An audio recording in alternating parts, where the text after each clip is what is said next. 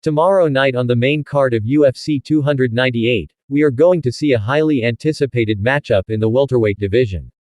Top rising contender Ian Garry will look to remain unbeaten as he takes on his toughest test to date in Handz of Steel, Geoff Neal. These two were originally supposed to face off back in August, but Neal had to pull out of the fight. Garry instead took on Neil Magny and put on a tremendous performance, blistering him with powerful leg kicks throughout the fight. Following the win over Magny, Garry was supposed to face Vicente Luque in December but had to pull out with an illness. Since debuting in the UFC, Garry has gone 6-0.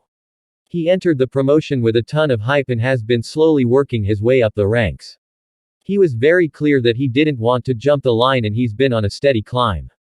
Now ranked 10th, he's hoping to take Neal's spot, which is 8th. Neal's last fight came against the dominant Shavkat Rakhmonov. Neal gave Rakhmonov his toughest test but was submitted in the third round. Prior to that loss, Neal had the performance of his career in knocking out Vicente Luque. He's hoping to get a statement win at UFC 298 and halt the hype train of Ian Garry. This is going to be such a fun fight in my opinion.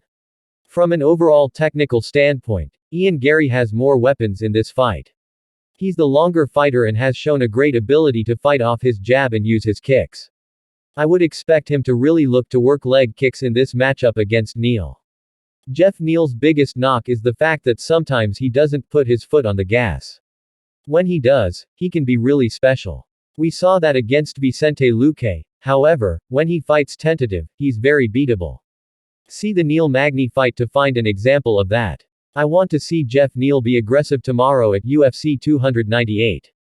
If he's aggressive, this is going to be a battle and I can definitely see him testing the chin of Ian Garry with big shots.